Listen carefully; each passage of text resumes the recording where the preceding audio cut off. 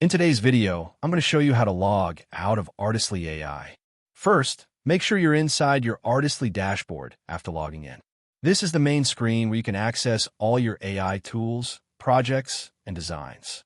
Now, look at the top right corner of the screen and look for User drop-down menu. Click on it to open your account menu. A drop-down will appear showing different options like Profile and Logout. From a menu, look for the Logout button. Once you find it, click on it to begin the logout process. Artistly AI will then safely close your current session and redirect you back to the login page. This ensures your account stays secure, especially if you're using a shared or public device.